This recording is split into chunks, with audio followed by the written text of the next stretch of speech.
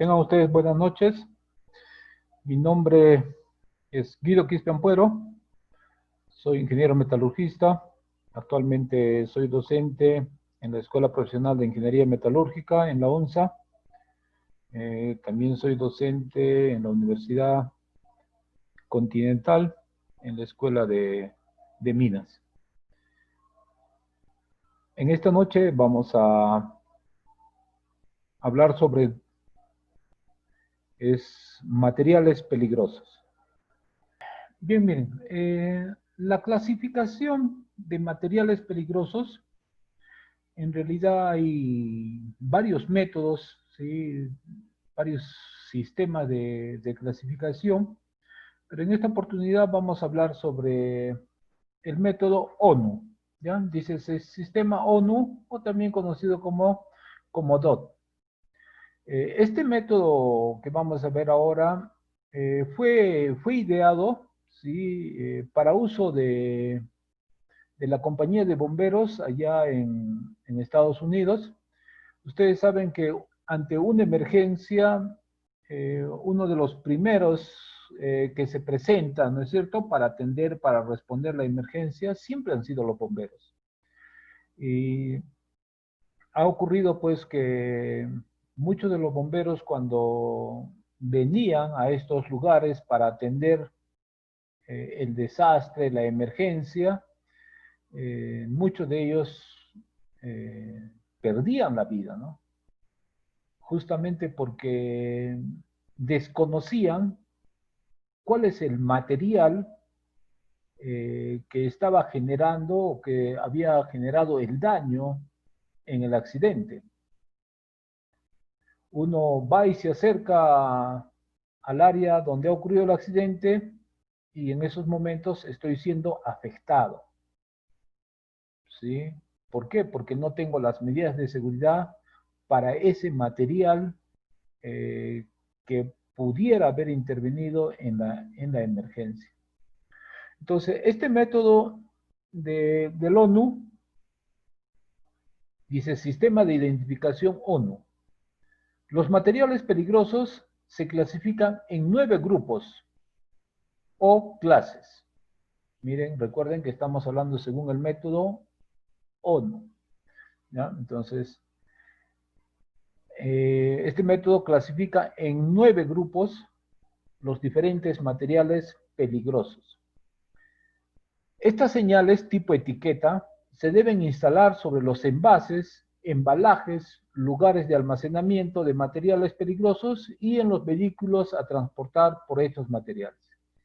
Los materiales peligrosos, bueno, si es que existen es porque la industria los demanda, ¿no? La industria necesita estos materiales, pero cuando se liberan al ambiente es que tienen graves consecuencias. Por eso es que los llamamos materiales peligrosos. Entonces, estos materiales deben estar identificados, deben estar etiquetados. Y esa es la razón por la cual los envases, los embalajes, los lugares donde almacenamos, el sistema de transporte, nos debe permitir que nosotros podamos reconocerlos, identificar estos materiales.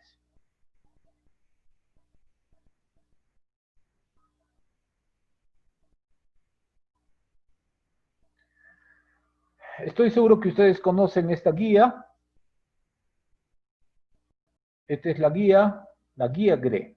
Guía de respuestas en caso de emergencias. ¿Ya? Esta guía, por cierto, se renueva cada 4 años. Eso significa que en el 2020 ya hay una nueva guía.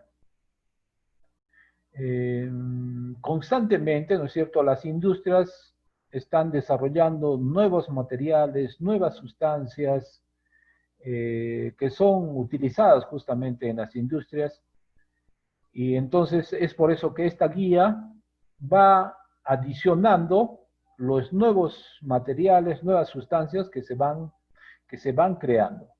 Igual manera, también se van desechando aquellas sustancias, materiales que ya no se utilizan o en todo caso que ya no se fabrican, ¿no? Esa es la razón por la cual esta guía se va actualizando cada 4 años. Generalmente, pues, la guía nueva muchas veces hay que pagar, ¿sí?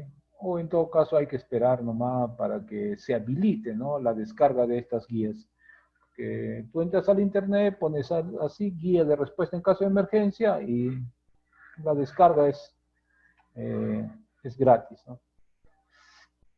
Entonces, según esta guía, miren, hemos dicho que hay 9 tipos de materiales. ¿Ya? A ver, vamos a ver aquí.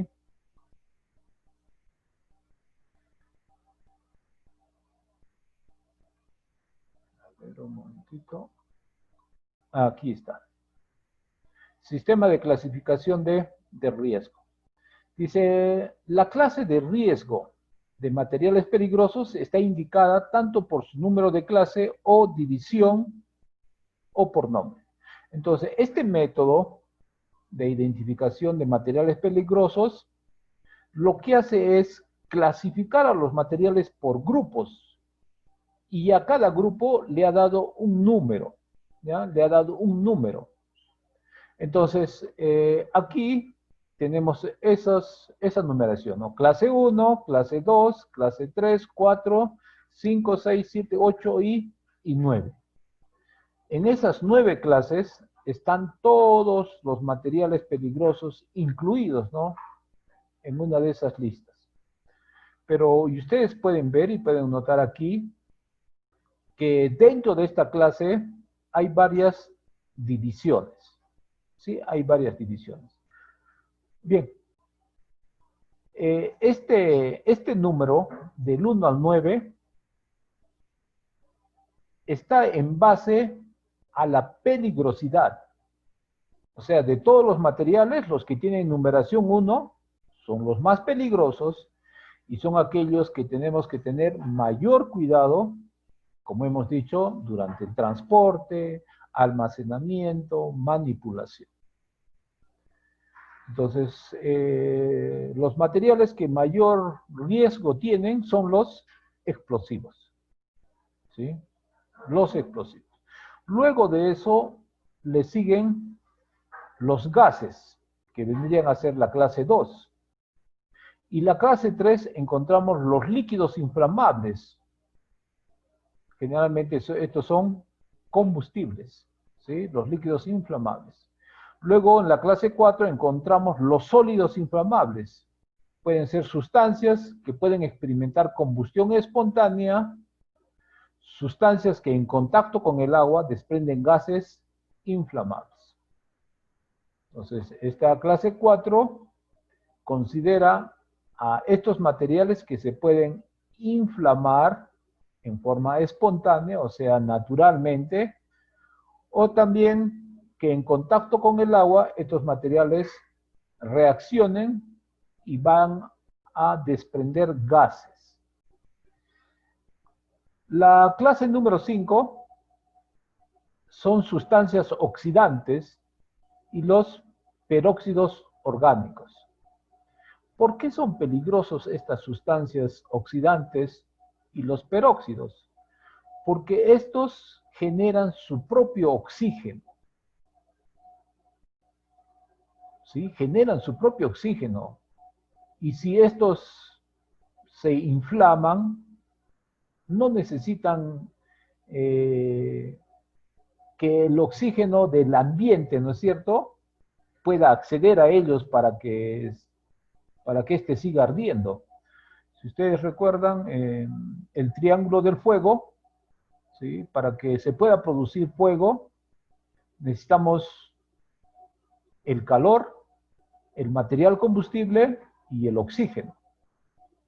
Están presentes esas 3 sustancias, inmediatamente se da el oxígeno. Pero vamos a suponer que mi material está dentro de un cisterna y tengo calor. Tengan por seguro que va a haber un incendio si ese material es un peróxido. ¿Por qué? Porque no necesita el oxígeno que está en el ambiente. Estos generan sus propios oxígenos. y eso alimenta, ¿no es cierto? Mantiene encendido el fuego. Entonces, eso es lo peligroso de estas sustancias. La clase 6 dice sustancias tóxicas y sustancias infecciosas. Ustedes saben que uno de los riesgos es los riesgos biológicos. ¿Sí? Ahí tenemos los hongos, las bacterias, esos serían sustancias infecciosas. Y sustancias tóxicas, su nombre mismo dice, son tóxicos no solamente a las personas, sino también a los animales. Esto, tóxicos, aquí habría que ver la palabra dosis, ¿sí? Porque tratando de explicar, miren, si una abeja nos pica, su veneno que nos inyecta, como es tan poquito, no nos afecta, ¿no? Más que una inflamación local y no nos va a pasar nada.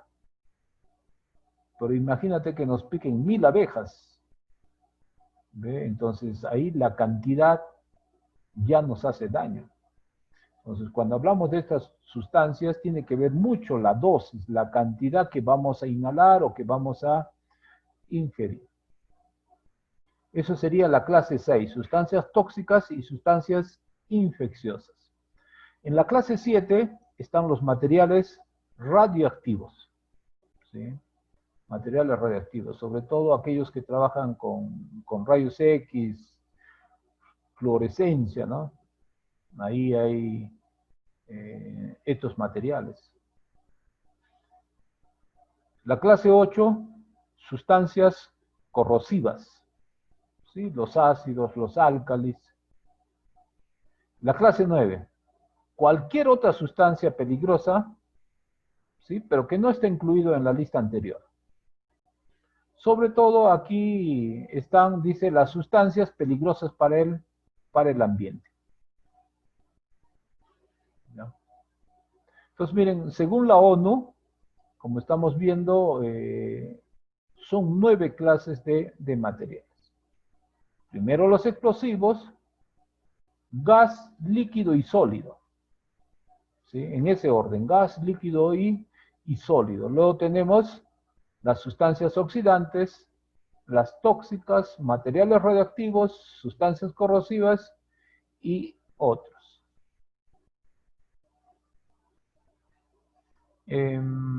Ahora les mencioné que hay una división, ¿sí? Hay divisiones, división 1.1, 1.2, 1.3, 1.4, 5, 6. En gases tenemos hasta 3 divisiones. En los sólidos inflamables también hay 3 divisiones. Las sustancias oxidantes tóxicas, uno para cada tipo de material. En el 6, igual manera, una división para tóxicos y otra para sustancias infecciosas. Entonces, decíamos que este sistema de clasificación, lo importante es que yo pueda identificar. Si yo puedo identificar, cuando veo un cisterna que está transportando algún material, puede ser un gas, puede ser un líquido, puede ser un sólido, este vehículo debe estar señalizado, debe estar identificado. De tal manera que cuando yo lo vea, me permita saber si es clase 1, si es clase 2, clase 3, o podríamos decir, ¿no? Si es un explosivo, si es que es un gas, un inflamable, un líquido inflamable, un sólido inflamable, solamente viendo, ¿sí? Las etiquetas, la señalización, yo podría identificar estos materiales peligrosos. A ver. A ver, jóvenes, si tienen alguna consulta, como les mencioné, prendan su micro y por favor hagan la consulta, porque cuando comparto pantalla no puedo visualizar sus comentarios. ¿Ya? Entonces,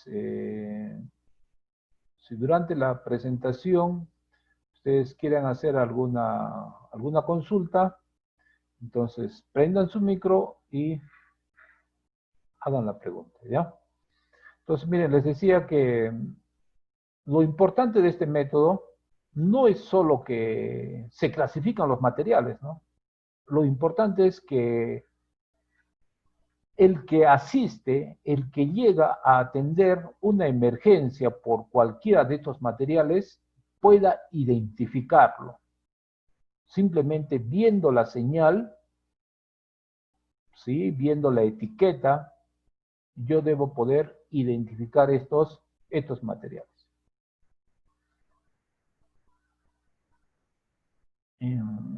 Vamos a ver. Acá tenemos, por ejemplo, algunas etiquetas de señalización. ¿Sí? Miren, para los explosivos son este color, son tipo rombo, y en la parte superior tiene la imagen que lo describe, ¿no? Aquí está una explosión, ¿sí? Una explosión, y aquí tenemos las divisiones, ¿no? División 1, división 1.5, ¿sí? Dice, para las divisiones 1, 1, 1, 1, 2, 1, 3 y 1, 5, introduzca el número de división y la letra del grupo de compatibilidad de ser necesario.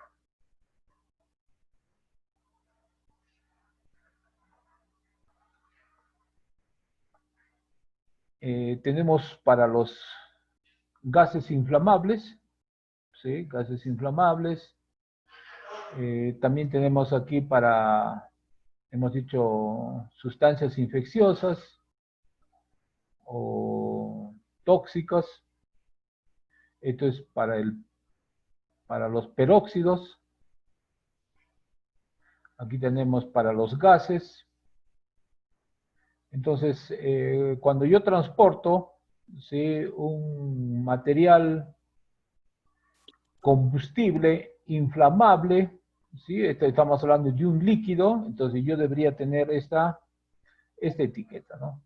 Y dependiendo del tipo de combustible, si es que hay una subdivisión, deberíamos colocar esa subdivisión.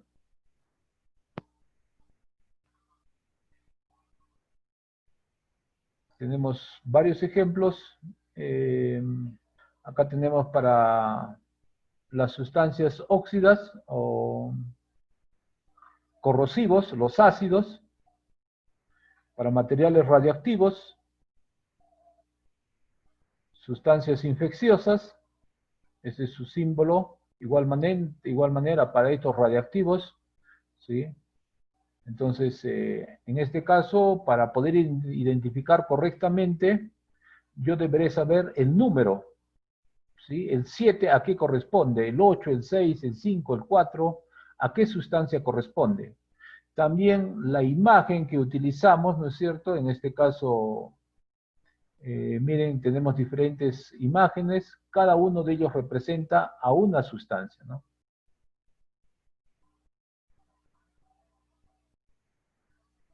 Este es para el 9, hemos dicho otros materiales que no están en la lista anterior, pero que son un riesgo sobre todo para el ambiente. Bien, entonces este método de la ODU lo que hace es clasificar a los materiales, ¿sí? Les da una numeración, pero también le asigna una etiqueta, una señal.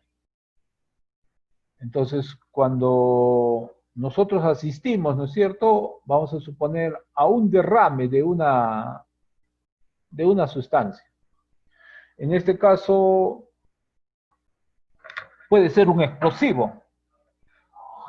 Por ejemplo, el ANFO, ¿no es cierto? Es una sustancia a granel. ¿Ve? Entonces, debería tener, en el vehículo debería estar esta señalización, en el embalaje, en el recipiente que lo contiene, debería estar esta señalización. Y si nosotros vamos a, por ejemplo, ustedes habrán visto por el centro de la ciudad cisternas que transportan gas, que están repartiendo a diferentes negocios o empresas, ¿no? Industrias. Estos vehículos deben tener esta señalización. Ellos están transportando un gas inflamable.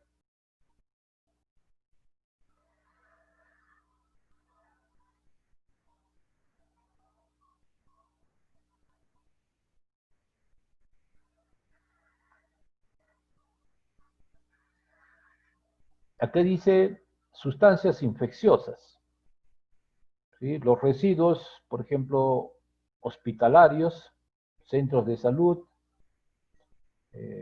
estos cuando se van a almacenar para su transporte, para su disposición final, deberían estar así etiquetados, ¿no? La bolsa que los contiene, el recipiente que los contiene, debería tener esta sustancia. O cuando voy y compro ácido, el recipiente, la botella que compro debería tener esta etiqueta. Entonces, de esa manera nos permite que nosotros podamos saber, ¿no? Qué sustancia estamos manipulando, qué sustancia estamos transportando. Ahora, esta guía GRE, ¿cómo funciona? ¿Sí? ¿Cómo trabajamos en esta guía GRE? Esta guía GRE está diseñada primeramente para identificar el material. Como les dije, ¿no? Esta guía ha sido diseñada para aquellos que hacen respuesta ante una emergencia, ¿no? Sobre todo aquel que llega primero al lugar del incidente. Si yo presencio un accidente con material peligroso, ¿qué hago? ¿Qué debo hacer? Entonces, esta guía me ayuda a responder esa pregunta. Entonces, por lo tanto, esta guía, lo primero que va a hacer es que nosotros podamos identificar el material. Todos los materiales están asignados, tienen su nombre técnico, pero también este método les ha asignado un código. Bien, entonces esta guía GRE tiene páginas amarillas, ¿sí? Páginas amarillas. En estas páginas amarillas, ¿qué es lo que encontramos? Dice el número de identificación del material, ¿sí? Por ejemplo, en la industria, a ver, ¿qué podríamos? Ya aquí, pues este primero, ¿no? Dice el acetato de butilo, ¿sí? Un reactivo químico que este método ONU le ha asignado ese número, el 1123. Ahora, probablemente otros acetatos, y no solamente el de butilo, otros acetatos tengan similares propiedades, tengan similares reacciones ante el agua, ante cuando se liberan, cuando se incendien, ¿no es cierto? Van a tener similar forma de reacción. Entonces, este método lo que hace es agrupar, ¿sí? Agrupar materiales que tienen similar comportamiento. Porque imagínense que yo tuviera un método de asistencia por emergencia para cada material. Entonces, en esta lista tenemos más de 2.000, 3.000 materiales peligrosos. Y no voy a tener un método de actuación uno para cada uno, ¿no? O sea, tendría 3.000 métodos de actuación. Pero no es así, no es así. Entonces, este método lo que he hecho es agrupar materiales que tengan similar comportamiento. ¿Sí? Similar comportamiento. Entonces, a esos materiales que tienen similar comportamiento, se les ha dado un número de guía. ¿Sí? Se les ha dado un número de guía. Entonces, cuando hay un accidente con materiales peligrosos, lo primero que tengo que hacer es identificar el material. O bien lo identifico por su nombre técnico, en este caso acetato de butilo, o lo identifico por este número de identificación. Es que este número va a estar en el vehículo que lo transporta. Esas son las etiquetas naranjas que saben estar ahí en los vehículos. Tienen un número de identificación. Probablemente el personal que maneja estos vehículos, que transporta estos materiales peligrosos, él los pueda conocer. ¿Qué está transportando? Ácido, dice, ¿no? Ah, ya, ácido. Pero no sepa cuál es su número. ¿Bien? Pero sin embargo, también podríamos revisar la documentación de transporte, ¿no? Donde debe estar el nombre del material y también debe de estar este código, este número de identificación. Entonces, consultando a las personas que transporta, podemos averiguar por el nombre, revisando la documentación de transporte, o lo otro que hemos dicho, ¿no? Por la etiqueta. ¿Sí? La etiqueta también, miren, agrupa a todos los materiales en 9 clases. La clase 1, ahí están todos los explosivos. Yo no necesito mencionar si es dinamita, si es ANFO, si es un accesorio de voladura. No necesito. Ahí están agrupados todos los materiales explosivos. Entonces, me ha agrupado. ¿Sí? Me ha agrupado. Entonces, este método, para que funcione este método, primero yo tengo que saber el nombre del material involucrado en el accidente. O bien por su nombre técnico, o bien por su código de identificación. Ahora, si yo sé el código de identificación, entonces de frente vengo a las páginas amarillas, porque aquí ustedes pueden ver, está en orden numérico. 23, 25, 26, 26, 27, 27, ¿ves? Está en orden numérico. Entonces, como está numerado, entonces yo lo puedo ubicar rápidamente al material. Pero, ¿qué pasa si a mí me dan el nombre del material y yo vengo a las guías amarillas, a las páginas amarillas? Este está en desorden, no está en orden alfabético, entonces encontrarlo va a ser muy difícil por el nombre técnico. Acá tenemos más, como les dije, más de 3.000 materiales. Encontrarlo por su nombre técnico me sería difícil aquí en las guías amarillas. Entonces, ¿qué opción nos da estas guías? Si tú has averiguado el nombre, entonces vamos a las páginas siguientes.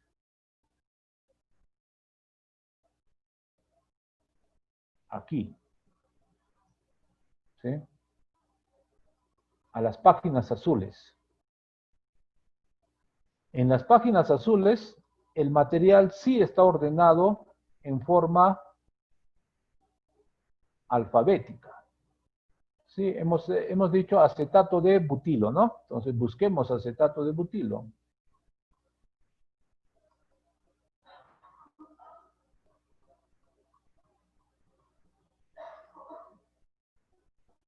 Acetato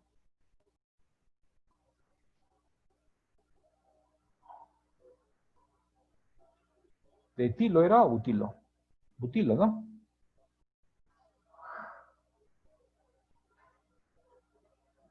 Acetato.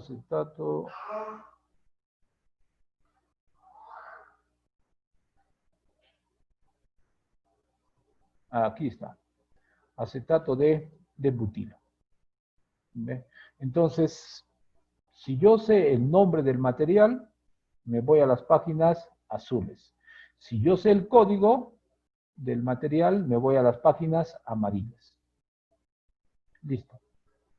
Una vez que hemos identificado el material, ¿qué es el siguiente paso? Es que tú identifiques la guía, ¿sí? El número de guía.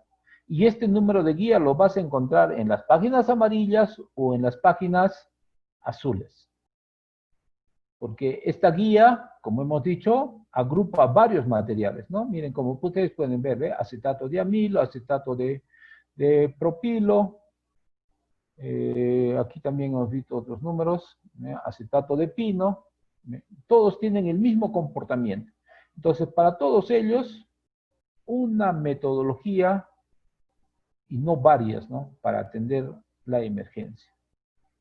Entonces, una vez identificado el material, lo que hago es identificar la guía, en este caso 129. Habrán notado, tanto en las páginas amarillas como en las páginas azules, hay algunas sustancias que están así remarcadas en color verde.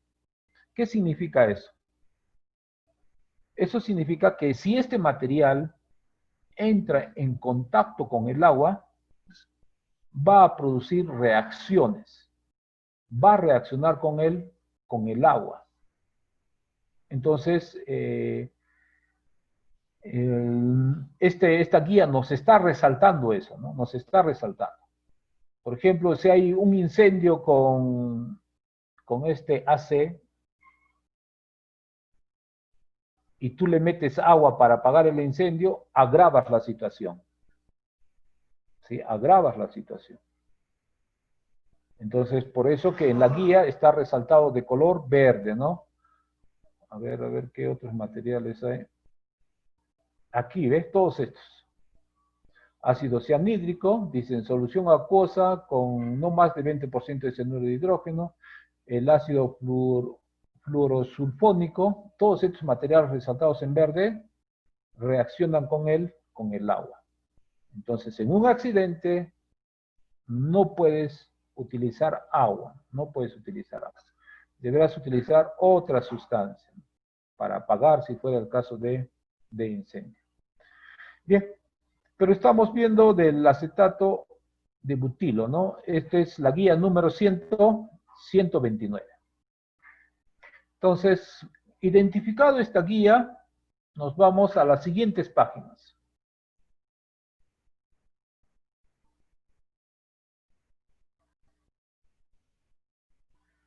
Bien. ¿Qué guía? Estamos en la guía 113. A ver, vamos a bajar un poco más.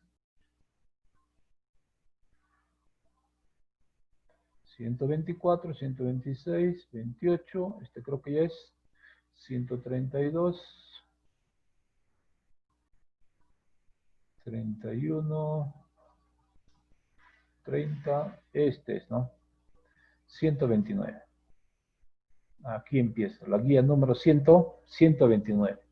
Entonces, esta guía, ¿qué me dice? Que es un líquido inflamable y que lo puedes mezclar con agua. Dice, si es nocivo, ¿no? ¿Ya? Ahora, la guía color naranja, ustedes pueden ver ahí, la guía color naranja, ¿cuándo utilizo la guía color naranja? Cuando hay fuego. O sea, el accidente, la situación peligrosa que ha pasado, se ha producido fuego. Por eso que voy a las guías naranjas. Pero si el accidente no hay incendio, entonces no tendría por qué venir aquí a las páginas naranjas, ¿no? Hay otra página que ahorita vamos a ir ahí.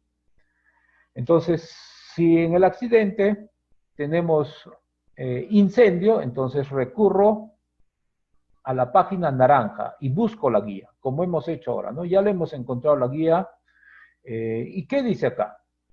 Si es que hay incendio y riesgo de explosión, aquí me está diciendo lo que yo debo de tener cuidado, ¿no? Por ejemplo, me dice altamente inflamable, se puede incendiar fácilmente con calor, chispas, llamas.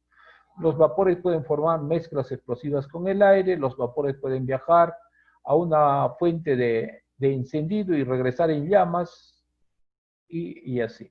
Riesgos con respecto al incendio para la salud de las personas.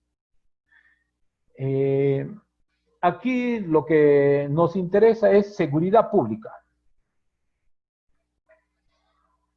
Dice, llamar primero al número de teléfono de respuesta en caso de emergencia en el documento de embarque. Si tienes el documento de embarque, ya listo, llama ahí, ¿no? Dice, si el documento de embarque no está disponible y no hay respuesta, diríjase a los números telefónicos instalados en el foro de la contraportada. O sea, en esta guía, ¿no? Bien, lo primero debe ser avisar, pues debes comunicar, ¿no? A los profesionales que vengan y atiendan esta emergencia. Pero tú que estás ahí, eres el primero, ¿no? En llegar a la acción. ¿qué puedes hacer para proteger a las demás personas? Dice, como acción inmediata de precaución, aísle el área del derrame o escape como mínimo 50 metros. O sea, vamos a suponer aquí donde dice seguridad, ahí es donde se ha producido el derrame. Entonces, tú vas a hacer una circunferencia alrededor de este, donde haya una distancia mínima de 50 metros. Porque eso es lo que dice acá, ¿no? Dice, aísle el área de derrame. O sea, donde se ha derramado, nadie puede acercarse a un alrededor de 50 metros. Dice, en todas las direcciones. ¿Ve? Entonces, esta guía, como te mencioné al inicio, te está indicando qué es lo que tú vas a hacer para que puedas ayudar y también para que no seas parte del problema. Porque hay muchas personas que quieren ayudar, pero ingresan al área de riesgo, a la zona de alto riesgo y ya no salen, ¿no? Ellos que querían ser ayuda, ahora son parte del problema. Por eso que con materiales peligrosos o con cualquier otro accidente no te puedes acercar hasta que primero averigües qué material está involucrado en el accidente.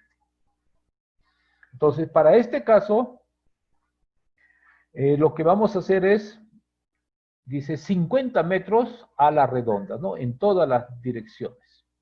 Dice, mantener alejado al personal no autorizado. Manténgase con viento a favor. Esto sí es importante. Si el viento sopla de izquierda a derecha, ¿dónde nos vamos a posicionar? No me puedo colocar a la derecha porque el viento va a traer los gases que se puedan producir, lo dirige hacia mí. Entonces yo me tengo que poner en contra del viento para que los gases no se dirijan a mí, sino el viento más bien se los lleve, ¿no? Eso es lo que dice acá. Dice, manténgase con viento a favor, en zonas altas y corriente arriba. Para recordar eso de viento a favor, significa que el viento debe darte en la cara y no en la espalda. Ahora, si es que hay derrames, de preferencia sube a zonas altas, ¿sí? Para que el derrame no te alcance, pues. Porque yo puedo estar el viento a favor, pero resulta que el derrame se dirige hacia mí. Entonces, eso tienes que tener presente, ¿no? Te está aconsejando acá, dice que te pongas en una zona alta. Ventile los espacios cerrados antes de entrar. Entonces, miren, la guía, como les mencioné, nos guía, ¿no? Por eso su nombre guía, nos indica paso a paso lo que nosotros debemos de hacer. Primero, aislar a la redonda, luego me dice dónde me debo colocar, ¿sí? Cómo proteger también a las personas. Dentro de este radio, ni una persona debe ingresar porque está en riesgo. Estas distancias que ustedes ven aquí, eso ya ha sido probado muchas veces, ¿no? En algunos accidentes que han ocurrido, se ha medido la generación de gases, a qué distancia se disipa los gases, hasta qué distancia es peligrosa la concentración. Entonces, estas medidas ya han sido experimentadas y son las más adecuadas. La ropa protectora que se debe utilizar, aquel que va a atender la emergencia, nosotros solamente estamos aislando el lugar, estamos impidiendo que las personas entren, ¿no? Pero cuando venga el especialista, él va a ingresar, debe recoger el material peligroso, debe hacer, si es que fuera incendio, lo va a apagar, ¿no es cierto? Entonces ahí está su ropa. Ahora, dice evacuación. Aquí hay una palabra, dice derrame grande, o sea que también puede haber derrame pequeño. ¿Cuándo consideramos derrame grande? ¿Cuándo consideramos derrame pequeño? Derrame grande más o menos se considera por más de un cilindro, ¿sí? Cuando el material es mayor cantidad que un cilindro, entonces estamos hablando de derrame grande. Y se considere la evacuación inicial a favor del viento por lo menos 300 metros. Miren, si es un derrame grande, esta distancia que nosotros habíamos medido aquí, de 50 metros como mínimo, esto va a crecer. Ya 50 metros ya no te protege. Entonces tú tienes que tomar una distancia de 300 metros.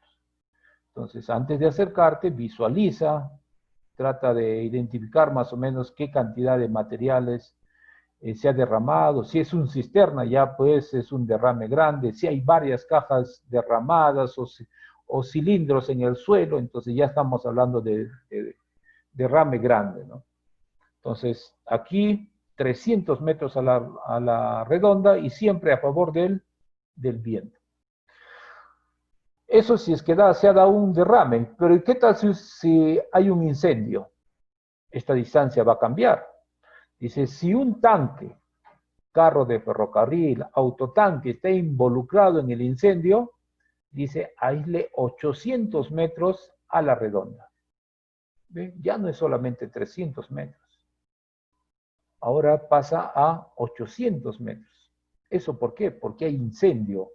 Los gases se están produciendo con mayor cantidad, el viento lo está esparciendo, ¿no? Hasta 800 metros es peligroso. Más de 800 metros, el aire ya lo ha disipado y ya no es peligroso. Todas las personas, todos los involucrados también deben estar fuera de esa área, ¿no? La evacuación, dice, debe ser 800 metros mínimos. Bien, entonces eso es, miren, esta guía, cómo nos permite que nosotros podamos tomar las acciones adecuadas, ¿no? Las acciones adecuadas para atender estas situaciones. Bien, a ver, pasemos a la otra guía.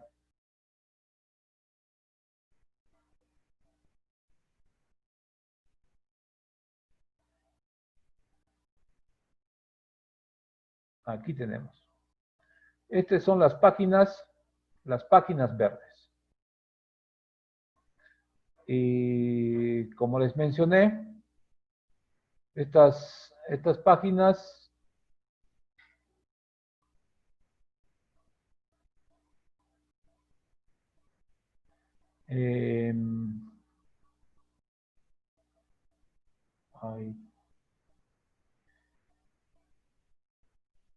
es cuando se produce un derrame y no hay incendio. ¿Sí? No hay incendio. Entonces, ¿cómo funcionan estas páginas verdes?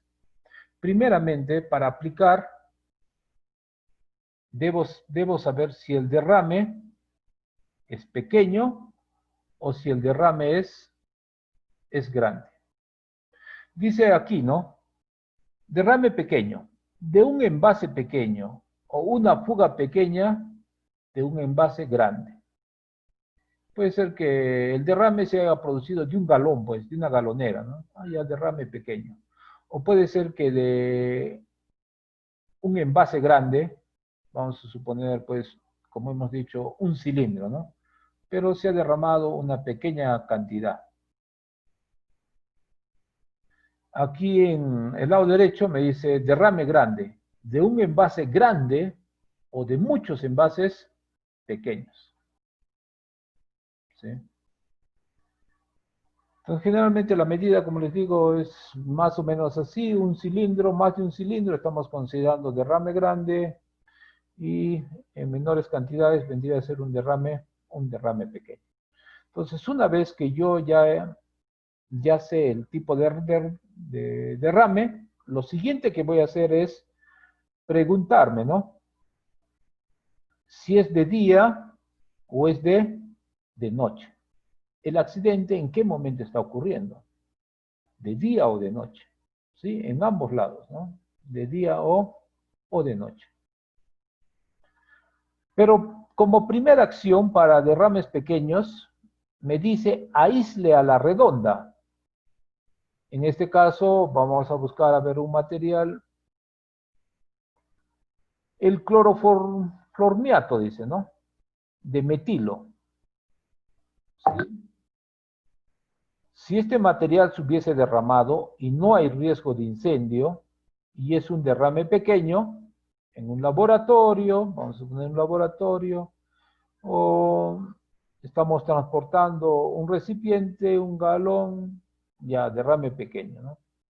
Entonces, lo primero que tengo que hacer es, dice, aislar a la redonda 30 metros, ¿sí? Hago un círculo de 30 metros. Dentro de ese círculo no debe haber ninguna persona, ¿sí? Esa es mi primera acción. Luego dice, ¿no? Proteja a las personas en la dirección del viento. El viento, pues, lo que va a hacer es arrastrar los gases, ¿sí? Y mientras más cercano estén al punto donde se ha producido el derrame, la concentración de gases es más alta. Pero a medida que el viento, ¿sí?, lo va llevando, lo va transportando de un punto hasta otro, los gases se van disipando y ya no va a tener efecto, ¿no? O sea, la cantidad que hay en el aire ya es tan pequeña que ya no le causa ningún efecto a la salud. Por eso nos está diciendo, ¿no? Una vez que hemos aislado, luego dice, protege en la dirección del viento. O sea, no puede haber ninguna persona que esté en la dirección del viento. De día, aquí nos está dando en kilómetros. Para el caso, 0.2 kilómetros. O sea que estamos hablando de 200 metros. ¿Sí? En dirección del viento sería 200 metros. A ver, un momentito, vamos a tratar de explicar esto.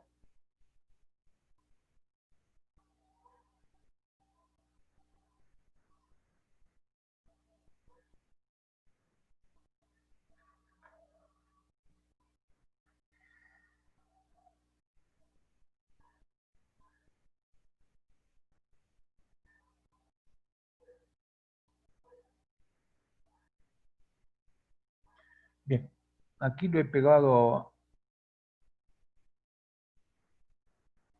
Bien, aquí tenemos el ejemplo que estábamos viendo.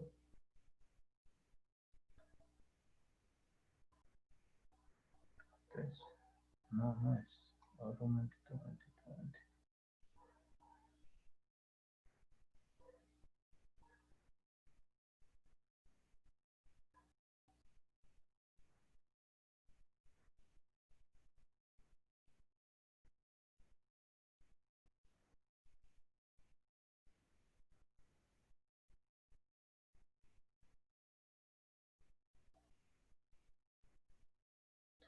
Bueno, vamos a tratar de significar lo que está sucediendo aquí. Vamos a suponer que aquí está, pues, el cilindro, ¿no? Ahí está. Y está el material ahí derramándose, ¿no? Entonces, este es el lugar del accidente. Y la primera acción que hemos dicho, aislar 30 metros a la redonda, ¿no? Entonces, vamos a suponer, pues, que eso es los 30 metros, ¿no? 30 metros a la redonda. Ya hemos cumplido el primer paso, ¿no? Aislar a la redonda. El siguiente paso nos dice proteger a las personas en dirección del viento. Bien, vamos a suponer que el viento está soplando en ese sentido. ¿Sí? Esa es la dirección del viento. Entonces, proteger a las personas en dirección del viento, si fuera de día, dice 0.2 kilómetros, o sea, 200 metros, ¿no? Entonces, este es el punto central, ¿sí? Este es el punto central, y a partir de ahí yo voy a medir 200 metros. Listo. Ahí está. Hasta aquí es 200 metros. Entonces, ni una persona, ninguna persona debe estar en esta zona. ¿Sí? Recuerden que la concentración de los gases disminuye mientras más lejos estamos. O sea, mientras más cerca esté a este punto, la concentración de gases es alto. Y yo me tengo que alejar, ¿no? El viento disipa los gases y en esta zona ya no hay riesgo. Ya no hay riesgo. Esta distancia, ¿sí?, es para este material, porque otros materiales, miren aquí dice 0.1 kilómetros, o sea 100 metros, ¿ve? Entonces esa distancia va a depender del tipo de material. Pero eso es si es que es de día. Ahora, si es que es de noche, aquí me está pidiendo 600 metros. ¿Sí? O sea que esta distancia se va a hacer mucho mayor, ¿no? ¿Sí? Hasta aquí, vamos a suponer que ahí hay 600 metros. Pero eso, hemos dicho, si es que es un derrame pequeño. Pero si es un derrame grande, ¿sí?, estas distancias van a cambiar. Lo primero que tenemos que hacer es aislar a la redonda 150 metros. Miren, de 30 ha subido a 150. Si es de día, 1100 metros, 1 kilómetro con 100 metros. Y si es de noche, hay que aislar 2100 metros. Entonces las distancias cambian, ¿sí? Varían según la cantidad de material que pueda haberse derramado. Entonces, esa es la forma como se aplica esta guía GRE, para que nosotros podamos atender, ¿sí?, estos casos de emergencia. Pero miren, nuevamente recuerden, esto solamente es primera acción. Lo que estoy haciendo es proteger a las personas alrededor del accidente. Aquí yo no voy a entrar. En ningún momento la guía te dice, oye, entra. Vamos a suponer, pues, que ya no sea un cilindro, sino que este sea el cisterna de un camión, ¿no? Y el material se está derramando aquí. Y de repente aquí hay una persona que está saliendo de la cabina, está en el suelo tratando de pedir auxilio. ¿Qué vas a hacer? ¿Vas a ingresar a esta área? La guía no te dice, ¿no? No te dice, oye, ingresa, ayúdale, socórrelo, todavía está vivo, puede vivir. No te dice. La guía, esta guía de aquí es, como les dije, primera respuesta. Una vez que has aislado a la redonda, que has protegido a las personas para que nadie más se dañe, entonces deben venir los profesionales. Para eso has llamado, has tratado de contactar, ¿no es cierto?, a los expertos. Ellos sí van a venir con todo su equipo de protección y ellos sí van a acceder a esa zona para atender a las personas, para detener el derrame, contener el derrame, para apagar el incendio. Bien, eso van a hacer los bomberos. Pero miren, hemos dicho contener, apagar. No hemos dicho que yo voy a levantar el material que se ha derramado, lo voy a cambiar a otro recipiente. No, no. Eso también es otro profesional, ¿no?, que va a venir y va a recoger, va a levantar todo ese material peligroso. Y para trasladarlo, tiene que tener pues un sistema, ¿no es cierto? ¿Cómo diríamos? Unos contenedores para que no causen más daño. Ahora, esa persona que se lo lleva, ¿qué va a hacer con ese material peligroso? Ya no puedes llevarlo a la industria porque probablemente está contaminado, tiene restos de material que por el incendio, ¿no es cierto? Tiene cenizas, tiene restos de incendio. Entonces, no vas a poder utilizarlo. Entonces, ahora viene otro profesional, que ese es el que va a hacer la neutralización, va a hacer procesos, ¿no? Para que ese material ya no siga dañando, ya no siga contaminando el ambiente, ¿no? Entonces ya hay técnicas, pues, de neutralización de esos materiales, ¿no? Pero miren, la guía no habla sobre eso, ¿no? La guía solamente habla de que si tú presencias un accidente, ¿qué puedes hacer? ¿Qué respuesta puedas dar como primer paso, ¿no? Solamente es aislar y proteger a la redonda, y hemos explicado en dirección del viento, utilizando la guía, mientras llega el personal especializado.